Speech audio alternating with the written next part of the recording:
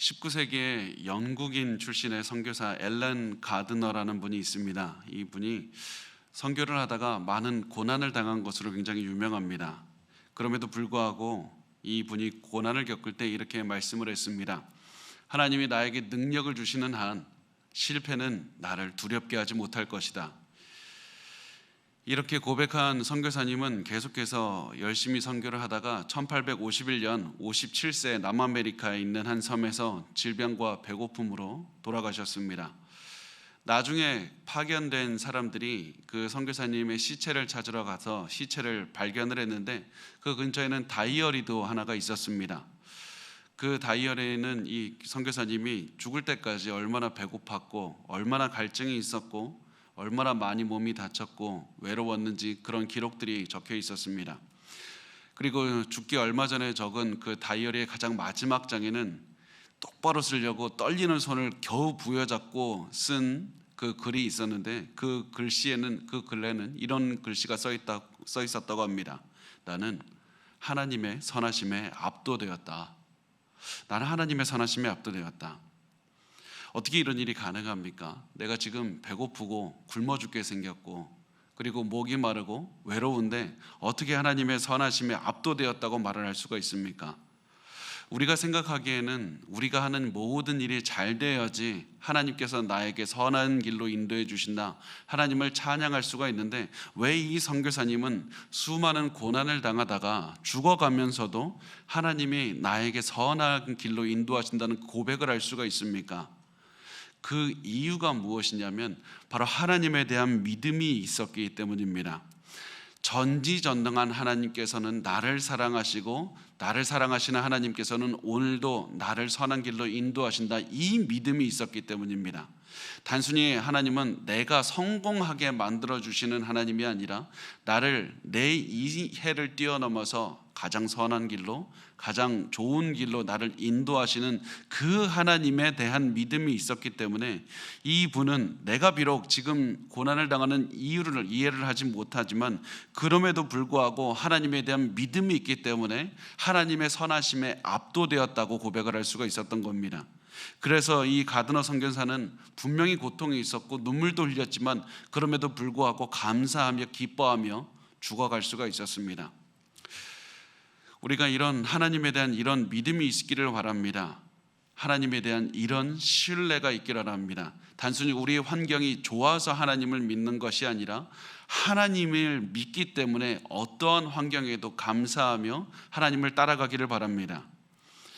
그런데 제가 많은 분들의 삶을 보면 하나님에 대해서 이렇게 신뢰하지 않을 때가 많은 것 같습니다. 제가 어떻게 느끼냐면 많은 분들의 그 믿음이 마치 어린아이가 산타클로스를 대하는 그런 어린아이의 믿음과 같다는 생각을 할 때가 참 많이 있습니다.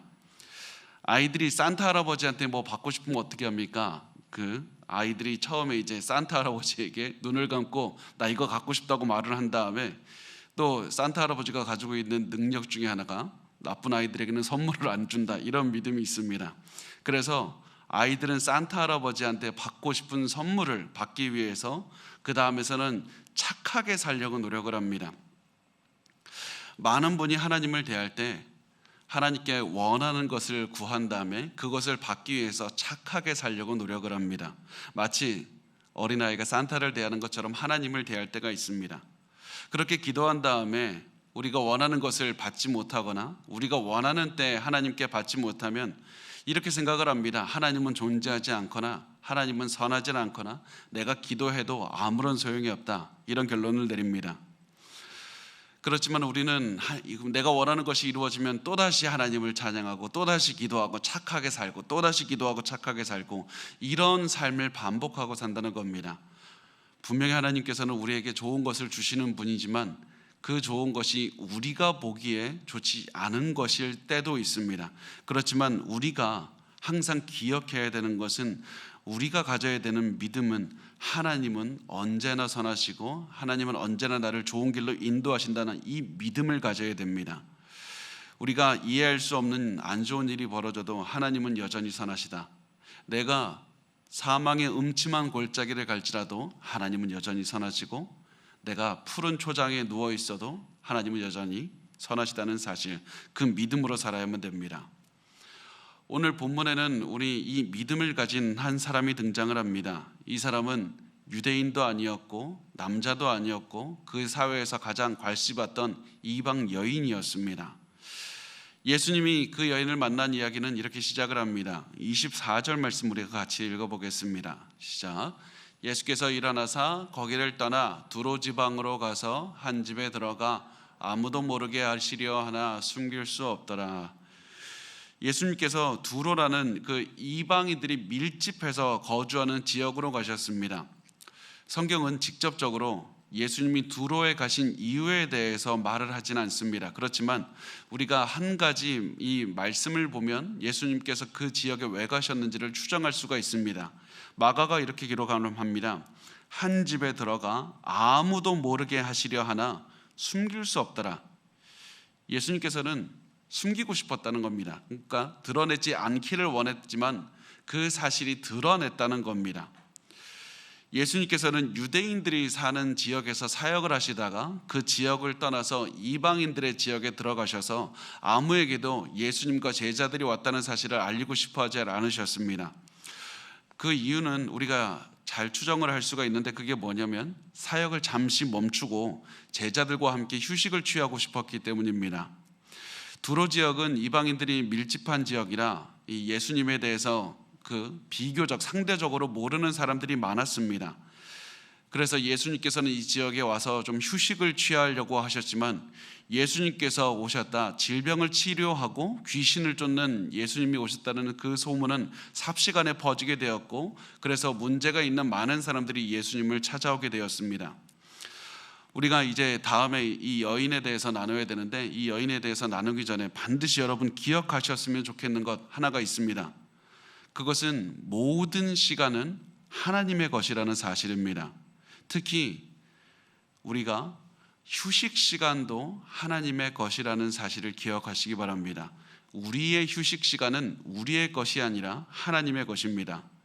우리가 이것을 기억해야 되는 것이 왜 중요한가 하면, 우리가 쉬려고 계획할 때마다 반드시 여러분을 찾아오는 누군가가 있거나 여러분에게 전화를 걸어서 도와달라고 할 사람이 분명히 있기 때문입니다.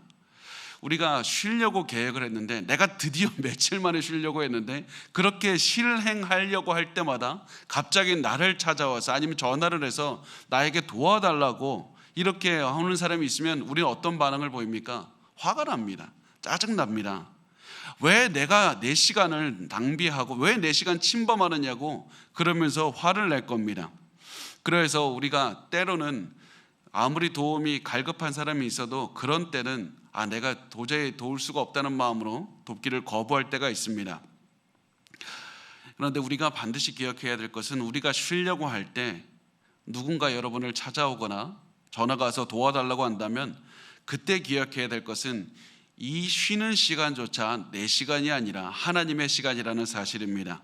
시간은 내 것이기 때문에 어떻게 시간을 쓸지 내가 결정하고, 특히 쉬는 시간 이건 내 거다라는 마음으로 살아간다는 그 생각 자체를 우리가 버려야 됩니다.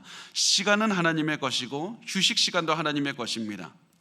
이 말을 듣고 어떤 분들은 마음속에서 이렇게 소리치고 있을지도 모르겠습니다. 그럼 나 언제 쉽니까? 내가 이만큼 다른 사람 위해서 힘썼고, 내가 이만큼 교회에서 봉사했고, 그랬으면 나도 좀 쉬어야 되지 않겠습니까? 내가 쉬는 시간까지 사람들이 방해하게 두면 나는 언제 쉽니까? 그때 우리가 가져야 되는 것은 믿음입니다. 선하신 하나님은 나에게 가장 선하신 때 가장 좋은 쉬는 시간을 주실 것이다. 하나님께서는 나에게 가장 좋은 휴식 시간을 주실 것이기 때문에 그 하나님을 믿고 하나님 앞에서 도와달라고 하나님께서 보내준 그 사람을 기꺼이 도와주시기를 바랍니다. 많은 사람이 예수님의 휴식 시간을 방해했습니다. 그리고 예수님의 휴식 시간을 가장 집요하게 방해했던, 가장 끈질기게 방해했던 사람이 바로 우리가 이제부터 나눌 한 여인이 되었고, 그리고 그 여인에게 예수님을 외면하지 않고 도와주셨습니다. 그 말씀에 대해서 25절과 26절을 같이 나누겠습니다. 같이 읽겠습니다. 시작. 이에 더러운 귀신 들린 어린 딸을 둔 한 여자가 예수의 소문을 듣고 곧 와서 그 발 아래에 엎드리니, 그 여자는 헬라인이요 수로보닉의 족속이라 자기 딸에게서 귀신 쫓아내 주시기를 간구하거늘. 이 예수님을 찾아온 한 여자가 있는데 그 사람이 헬라인이었고 수로보니게 족속이라고 이렇게 했는데요. 우선 헬라인이라는 게 무슨 뜻인가 보면 이 사람이 그리스 사람이다 이런 뜻은 아닙니다. 알렉산더 대왕이 정복한 지역에서 태어나서 그리스 문화권에서 자랐고 그리스어를 쓰는 사람이다 이렇게 이해를 하면 되겠습니다. 이 사람이 어떤 지역 출신인지는 오히려 뒤를 보면 수로보니게 출신이다 이렇게를 알 수 있는데요. 수로보니게가 좀 어렵게 돼서 말을 풀어서 설명하면 시리아, 페니키아 그 지역 그 문화권 출신이라는 것을 알 수가 있습니다. 이 지역은 요즘으로 말하면 그 레바논이라고요. 레바논 아주 작은 지역인데 그 지역 출신이라는 얘기고, 그 말을 왜 강조하고 있느냐, 이 사람이 이방 여인이라는 사실을 강조하기 위해서 그렇습니다. 이 이방인 여자가 예수님의 발 아래 엎드렸다고 하는데, 발 아래 엎드렸다는 것은 그 존경의 표시와 간청의 표시, 이 두 가지 의미가 있습니다. 존경과 간청의 표시라는 겁니다. 이 여성은 많은 능력이 있는 예수님께 도와달라고 요청하기 위해서 예수님께 와서 간청했습니다. 이 여자가 가진 문제는 자신의 딸이 귀신이 들렸는데 아무도 도와줄 사람이 없다는 것이었습니다. 이 모습을 통해서 이 여자가 단순히 자신의 딸이 귀신이 들렸다는 것, 그것 이상의 문제가 있다는 것을 보여주고 있습니다. 왜냐하면 만약에 이 여자에게 남편이 있었다면, 아니면 장성한 아들이 있었다면 이 여자와 함께 와서 이 예수님께 구했을 것이나, 아니면 이 여자 대신에 그 사람이 대신 왔을 겁니다. 그런데 주변에 아무도 없다 보니까, 자신을 도와줄 가족이 없다 보니까 이 여자는 혼자 이 예수님께 도와달라고 요청을 했습니다. 그래서 우리가 추정할 수 있는 것은 이 사람이 의지할 가족도 없는 상태에서 귀신 들린 딸이 있었던 겁니다. 그러면 주위 사람들은 이 사람을 어떻게 대했겠습니까? 당연히 멀리합니다. 게다가 딸이 귀신이 들렸으면 어떤 짓을 벌일지를 모르기 때문에 이 제대로 일도 하지를 못하는 겁니다. 그래서 그 시대에는 우리처럼 하루 일하지 못하면 나라에서 돈이 나오거나 그런 시스템이 전혀 아니라, 일을 하지 못하면 그날은 굶는 겁니다. 그래서 이 사람은 굉장히 경제적으로도 어려운 상태에 처해 있다, 이런 상황을 우리가 추정할 수 있습니다. 이런 상황에서 이 여자가 예수님께 도와달라고 왔던 겁니다. 그런데 예수님께서는 이 여자의 외침에 아무런 대답도 하지 않으셨습니다. 계속해서 그럼에도 불구하고 이 여자는 도와달라고 계속해서 외쳤습니다. 왜 그런지 아십니까? 왜 그랬습니까? 예수님이 아니면 갈 곳이 없었기 때문입니다. 더 이상 갈 곳이 없었습니다. 예수님이 도와주질 않으면 자신을 도와줄 수 없다고 느꼈기 때문에 이 여자는 그 자리를 떠날 수가 없었던 겁니다. 예수님, 제발 제 딸을 도와달라고 했습니다. 그리고 이것이 여러분이 가져야 되는 마음입니다. 우리가 우상 숭배를 하는 이유가 무엇이냐면, 예수님이 아니라 다른 곳에서도 내 필요를 채울 수 있다고 생각을 하기 때문에 우상 숭배라는 것이고, 예수님을 떠나는 겁니다. 예수님이 아니더라도 기쁨을 체험할 수가 있고 내 꿈을 돈으로 이룰 수가 있다고 생각을 하기 때문에 예수님을 버리고 떠나는 겁니다. 이 예수님께서 우리에게 바라는 믿음이라는 것은, 예수님이 아니면 나에게 선한 것을 주실 분이 단 한 군데도 없다, 누구에게서도 선을 찾을 수가 없다는 그 확실한 절박한 믿음 하나가 여러분의 마음에 있어야 됩니다. 이 여자가 절박한 마음으로 예수님께 도와달라고 계속해서 말씀을 했을 때, 이 여자를 보고 예수님이 드디어 말씀을 하십니다. 그런데 예수님께서는 이 여자에게 직접 말씀을 하신 것이 아니라 제자들에게 하신 말씀이었습니다. 그 말씀은 27절에 나와 있습니다. 27절 같이 읽겠습니다. 예수께서 이르시되 자녀로 먼저 배불리 먹게 할지니 자녀의 떡을 취하여 개들에게 던짐이 마땅치 아니하니라. 이 말씀을 듣고 우리가 좀 예수님 말씀 좀 심한 것 아닙니까? 이런 생각이 들 수 있습니다. 어떻게 아무리 좀 사람이 미워도 그렇지 개라고 부를 수가 있습니까? 이렇게 생각을 할 수 있습니다. 그러나 이 시대 상황을 좀 이해하면 이 여자는 아마 예수님이 이런 반응을 보일 것을 충분히 예상했던 것으로 우리가 생각할 수가 있습니다. 왜냐하면 그 당시 유대인들은 이방인들을 굉장히 낮추어서 표현할 때 개라고 표현을 했기 때문이었습니다. 게다가 그 당시에 사실 그 당시에 히브리 사람들은 유대인들은 다른 민족들보다는 남녀 관계가 굉장히 그 평등한 쪽에 속했지만 그럼에도 불구하고 남자가 좀 더 우위에 있었던 것이 사실이고 이방 지역은 더 말할 것도 없었습니다. 그래서 여자인 사람이 그리고 유대인 남자인 예수님이 이방인 여자가 구했을 때 자신을 개라고 부를 수도 있었겠다, 이런 것을 충분히 예상했을 것 같습니다. 그럼에도 불구하고 이 여자는 예수님의 말씀을 듣고 기분이 나쁠 수 있었습니다. 왜냐하면 그 당시에 단순히 그냥 유대인들이 이방인을 개라고 불렀던 것과는 별개로 사람들이 다른 사람을 가장 경멸하면서 욕하는 말이 개라는 말이 가장 욕하는 표현이었기 때문이었습니다. 지금 우리 시대에는 개가 가장 반려동물, 그러니까 사람과 정서를 교환할 수 있다, 그렇게 생각하는 가장 대표적인 동물이 되었지만은 예수님 시대의 개는 가장 천대받는 동물이었습니다. 지금처럼 우리가 뭐 시체를 잘 이렇게 매장하고 이런 때가 아니었기 때문에 이 개들이 뭘 주로 먹었냐면 길거리에는 쓰레기를 먹거나 사람의 시체나 동물의 시체를 먹으면서 살았던 그런 가장 더러운 짐승을 개라고 여겼습니다. 예수님께서는 왜 하필 개에 이 여인을 비교를 했습니까?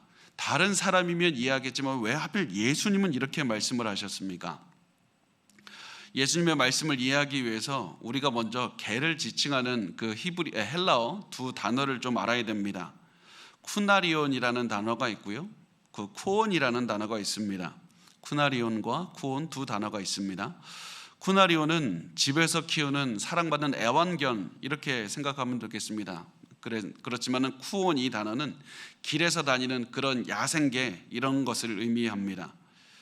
예수님께서 이 여인을 보고 썼던 말이 쿠나리온, 그러니까 사랑받는 집에서 애완견 정도로 표현을 한 것이었습니다.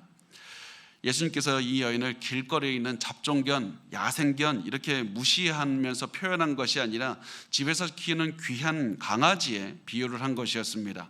그래서 예수님께서는 이 하신 말씀의 의미가 뭐냐면, 가족끼리 모여서 식사를 할 때 사람들이 먼저 먹고 나서 개에게 먹을 것을 주지 않느냐, 다시 이 예수님의 말씀을 풀어서 설명하면 이 여인을 일부러 모독하기 위해서 이 여인에게 일부러 모욕감을 갖게 하기 위해서 이런 표현을 쓰신 것이 아니라, 예수님이 하신 말씀은 먼저 가족들이 식사를 한 뒤에 강아지에게 밥을 주듯이 내 사역에도 우선순위가 있는 것이다. 나는 먼저 유대인에게 복음을 전한 다음에 이방인에게 복음을 전할 것이다. 이렇게 예수님께서는 말씀을 하신 것이었습니다. 이 말씀을 듣고 이 여성은 당연히 기분이 나쁠 수가 있죠. 아무리 예수님이 모욕하려고 하신 말씀이 아니었다 할지라도 어떻게 나를 개에 비유할 수가 있는가? 그렇지만 이 여인은 예수님께서 자신이 원하는 것을 주지 않았다고 해도 예수님을 비난하거나 예수님을 떠나가지 않고 또다시 요청을 했습니다. 그 요청이 28절에 나와 있습니다. 28절 말씀 우리 같이 읽겠습니다. 여자가 대답하여 이르되 주여 올소이다마는 상 아래 개들도 아이들이 먹던 부스러기를 먹나이다. 이 개들도 아이들이 먹던 부스러기를 먹나이다, 이렇게 했는데 이 말은 이겁니다. 이 말 맞습니다. 예수님 말씀 맞습니다. 나 유대인도 아니고 하나님의 언약 백성도 아니고 유대인들이 개라고 천대하는 이방인이 난 맞습니다. 나는 당신들의 자녀들처럼 당신의 식탁에 앉아서 음식을 먹을 자격이 없습니다. 그렇지만 내가 원하는 것은 식탁에 같이 앉게 해달라는 것이 아니라 부스러기 하나만 있으면 됩니다. 여러 부스러기가 있을 것도 아니라 단 하나만 있다면, 단 하나만 저에게 주신다면 제 딸이 살 수가 있습니다. 단 하나만이라도 나에게 내려달라고 간곡하게 예수님께 부탁을 드리고 말씀을 계속해서 드렸던 겁니다. 이 여자의 모습을 잘 보시기 바랍니다. 이 여자는 예수님이 자신이 원하시는 대로 주지 않아도 하나님의 능력을 의심하지 않았고 하나님의 자비를 의심하지 않았고, 이 자비가 많으신 하나님은 내가 하나님께 계속해서 기도하면 내 기도를 외면하지 않으리라는 믿음이 있었습니다. 이 믿음이 있었기 때문에 이 여자는 간곡하게 예수님께 계속해서 도와달라고 말을 했던 겁니다. 그랬기 때문에 이 여자는 예수님께 예수님 나 도와주셔야 되는 것 아닙니까? 나 왜 안 도와줍니까? 이렇게 말을 했던 것이 아니라 나 자격 없습니다. 그러므로 나에게 자비를 베풀어 달라고 간청하며 기도했던 것이었습니다. 이것을 통해서 이 여인의 믿음을 볼 수 있을 뿐만 아니라 겸손의 자세, 기도하는 겸손의 자세를 볼 수가 있습니다. 저는 여러분이 이 여인의 기도를 통해서 이 간청하는 기도하는 모습을 통해서 겸손의 의미를 잘 이해하셨으면 좋겠습니다. 많은 분이 하나님 앞에 겸손하라는 말을 하나님 앞에서 자기 비하를 하는 말이랄로 오해하십니다. 하나님 앞에 겸손한 것과 자기 경멸, 자기 비하하는 것은 전혀 다른 겁니다. 많은 사람이 자기 비하하면서 나 쓸모없는 인간이다 그러면서 값어치 없는 인간으로 자기를 여기면서 나는 하나님 앞에 겸손한 것이라고 착각하며 사십니다. 나를 깎아내리고 나 값어치 없는 인간이라고 생각하는 것은 겸손이 아닙니다. 겸손과 자기 비하가 어떻게 다른 것인가 보면 겸손은 자기를 비하하는 것이 아니라 하나님의 시선으로 나를 바라보는 겁니다. 가장 현실적으로 나를 바라보는 겁니다. 하나님 앞에서 내 진정한 가치가 무엇인지 바라보는 것이 겸손입니다. 무조건 겸양 떨면서 잘할 수 있는 것도 나 못한다고 그렇게 빼는 것이 겸손이 아니라 하나님의 눈으로 나를 바라보는 것이 겸손입니다. 나는 원래 구원받을 수 없는 죄인이었지만 하나님의 전적인 은혜와 사랑으로 나는 구원받았다는 이 사실을 인식하고 살아가는 것이 겸손입니다. 나는 구원받기 전부터 구원 얻을 아무런 자격도 없었지만 하나님께서 나를 사랑해 주셨고 나를 인도해 주셨다. 그래서 내가 구원을 받게 됐고 구원을 얻은 그 이후에도 지금까지도 나는 그 어떠한 자랑할 만한 것이 없다. 하나님께서 나를 사랑하시고 하나님께서 나를 인도해 주셔서 나는 그렇게 가치 있는 인생이 되었다. 이것이 바로 하나님 앞에서 겸손하게 살아가는 겁니다.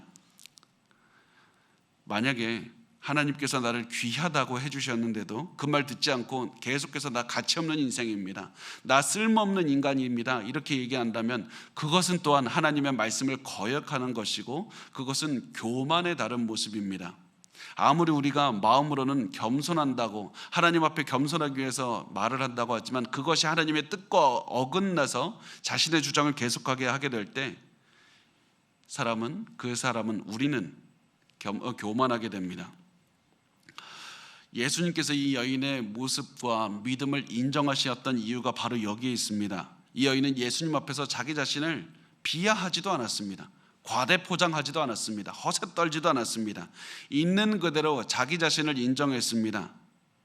예수님, 나는 하나님의 언약을 받은 유대인도 아닙니다. 이방인입니다. 그래서 하나님의 은혜밖에는 내가 희망이 없습니다. 그래서 내가 하나님의 은혜와 자비를 붙잡고 기도합니다. 나 좀 도와주십시오. 그래서 그 도와달라는 기도를 한 번 하고 떠나는 것이 아니라 계속해서 하나님의 자비와 은혜만 붙잡고 계속해서 기도했던 겁니다.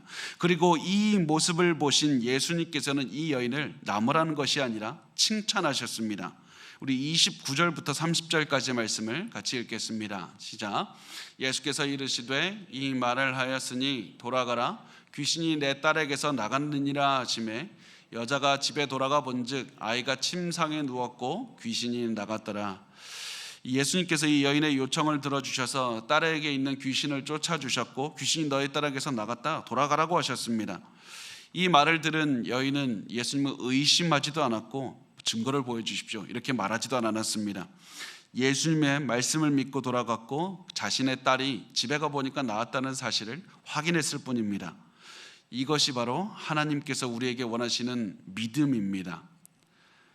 믿음은 하나님께서 우리에게 주신 그 약속을 믿는 것이고 우리의 삶에 그것이 때로는 좋은 일이건 때로는 우리가 견디기 어려운 일이건 하나님의 선하신 뜻으로 믿고 항상 기뻐하며 살아가는 겁니다. 많은 분이요, 하나님께 다가갈 때 내가 무엇이든지 믿었으면 그리고 당연히 내가 구했으면 하나님 당연히 이루어 주어야 된다고 생각합니다. 내가 원했고 하나님께서 내 기도를 들어줄 것이라고 믿었으니까 하나님이 당연히 내 기도 들어줄 것이라고 믿는 것이 하나님이 원하시는 믿음이라고 생각을 합니다. 그러나 하나님이 원하시는 믿음은 세상 모든 일들을 하나님께서 운행하고 계시고 전지전능하신 하나님께서 오늘도 나에게 선한 길로 인도해 주시는 사랑하는 나의 아버지가 되신다, 그 사실을 믿고 하나님의 자비를 의지하면서도 끈질기게 기도하는 믿음을 원하시는 겁니다. 그냥 단순히 좋은 일들이 일어나겠지 막연하게 생각하는 것이 아니라 하나님을 믿고, 하나님은 선하신 하나님은 내가 구하는 것을 들어주지 않으셔도 여전히 선하신 분이다, 그럼에도 불구하고 자비가 많으신 하나님은 내 기도를 외면하지 않으실 것이다, 그 마음을 가지고 하나님께 도와달라고 간구하며 기도하는 것이 하나님께서 우리에게 원하시는 삶의 모습이고 믿음의 모습이고, 그것이 우리가 하나님 앞에 온전하게 가져야 될 겸손의 모습이 됩니다. 여러분, 제가 다음 이야기로 넘어가기 전에 반드시 여러분과 나누고 싶은 한 가지가 있는데, 그것은 너무나도 많은 분들이 끈질기게 기도하는 그 모습이 사라졌다는 사실입니다.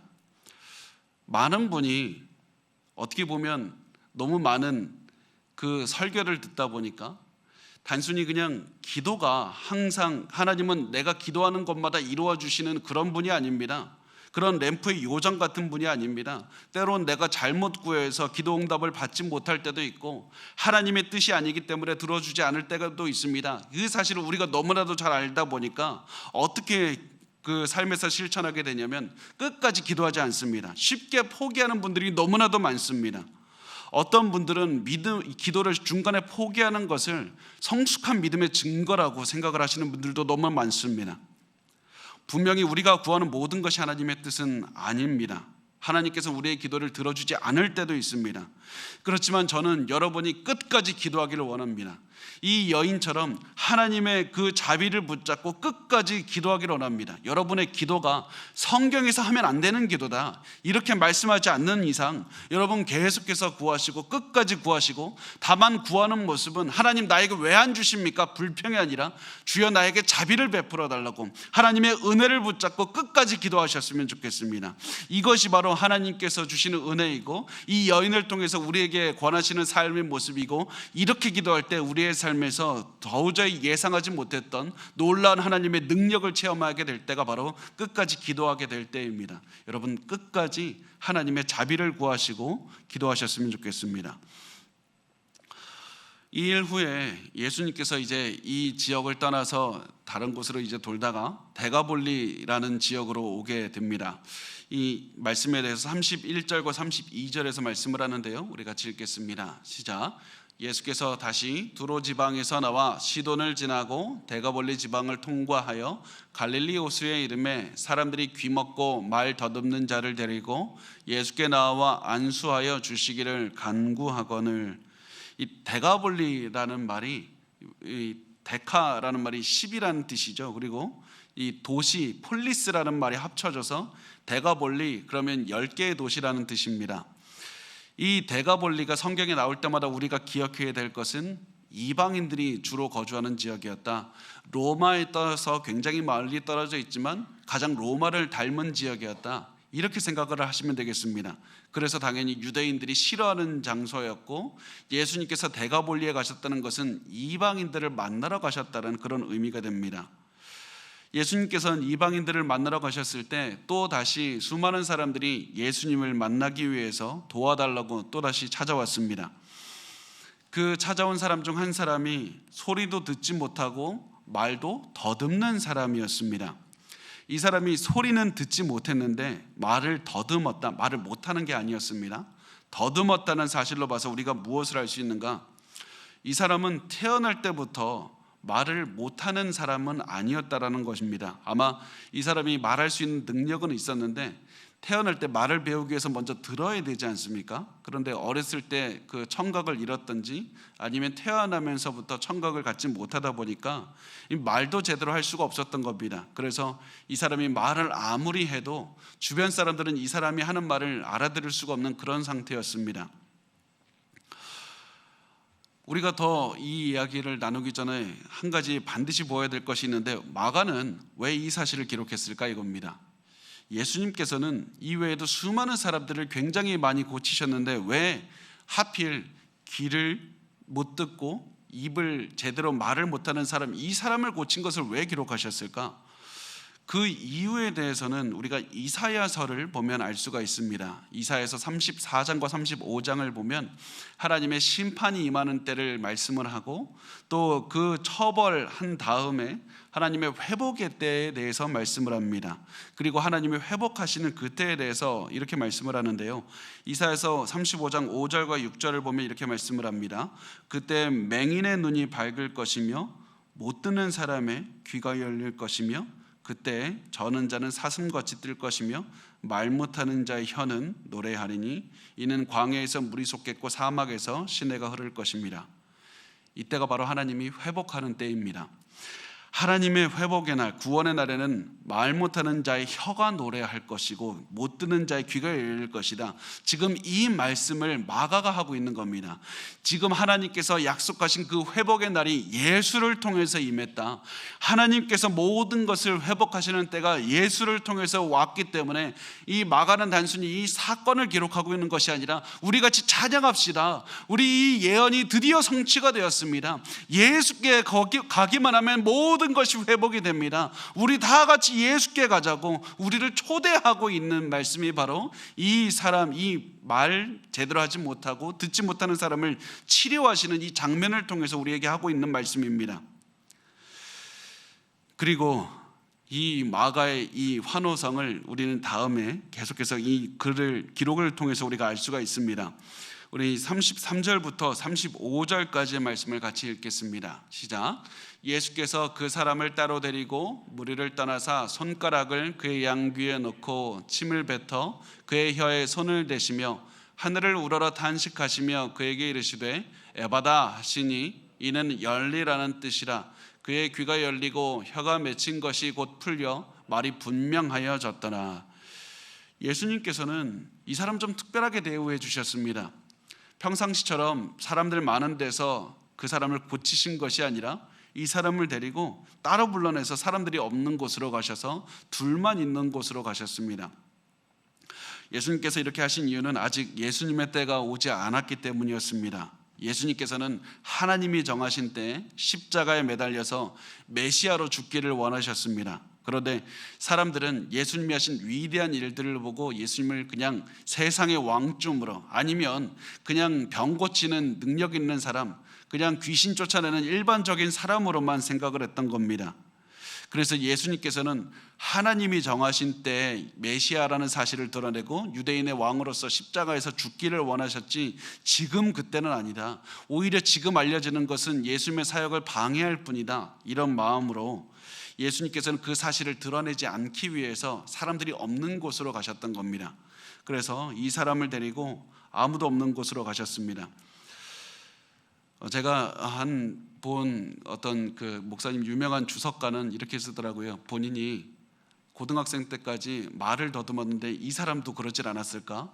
하나님께서는 말더듬이 같은 나를 고쳐서 설교자를 써주셨는데 그런 나를 사람들이 많은 곳에서 고치신 것이 아니라 나를 사람들이 없는 곳에서 계속해서 끊임없이 훈련시키셨고 고쳐주셨다. 마치 예수님께서 이 사람을 많은 사람들이 있는 것이 아니라 프라이버시를 지켜주시고 이 사람을 가장 둘만 있는 곳으로 가셔서 만져주시고 고쳐주신 것이 아닌가, 이 사람의 마음까지 만져주신 것이 아닌가, 이렇게 이야기하는 것까지 봤습니다. 예수님께서는 그래서 많은 것들을 고려하면서 이 사람을 이 둘만 있는 곳으로 간 겁니다. 그 다음에 이 예수님께서는 고치시기 전에 손가락으로 그의 귀를 만져주셨습니다. 왜 그랬는지는 우리가 알지 못하지만 이렇게 저는 생각을 합니다. 마치 판토마임 하듯이 이 사람이 듣지를 못하고 말을 못하니까 내가 너의 귀도 고쳐줄게.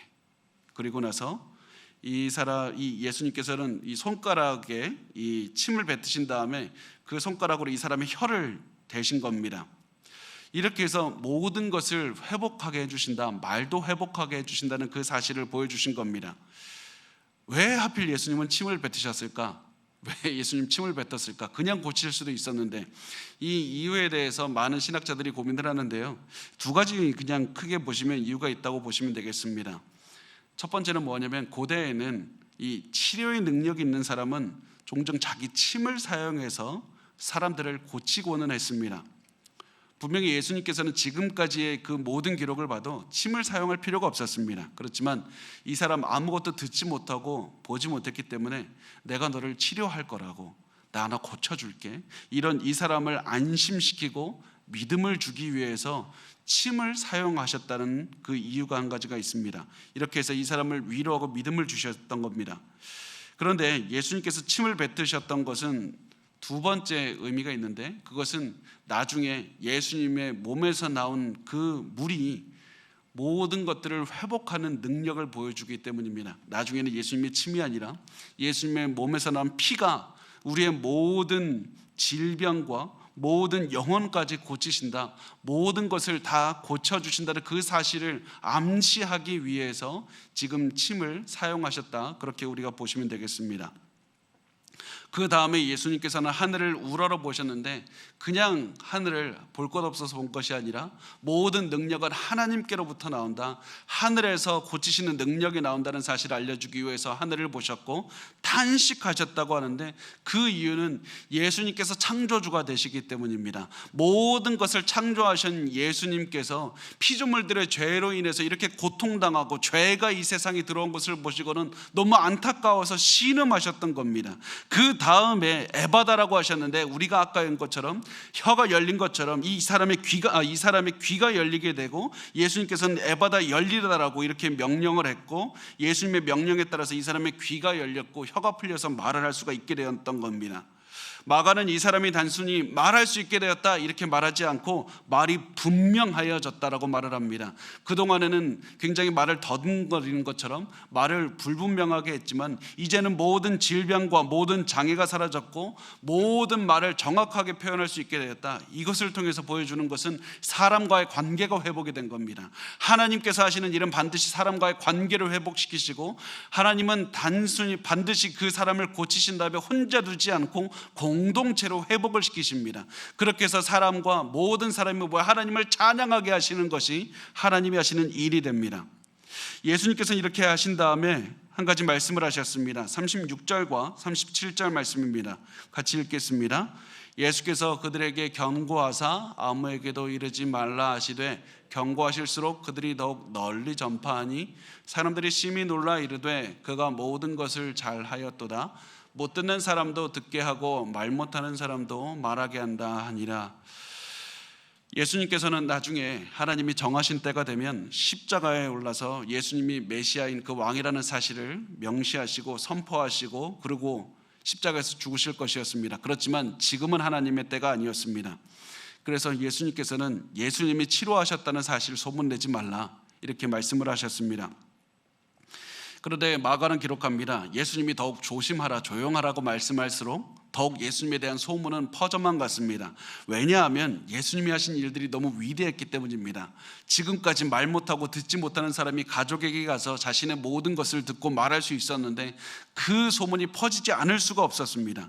그래서 사람들은 이 사람의 상태를 볼 때마다 더욱더 놀라서 예수님에 대해서 많은 소문을 냈습니다. 그러면서 이 사람들이 단순히 그냥 예수님 위대하다 이 말을 했던 것이 아니라 그 사람들이 이렇게 말했다고 합니다. 심히 놀라 이르되 그가 모든 것을 잘하였도다. 그가 모든 것을 잘하였도다.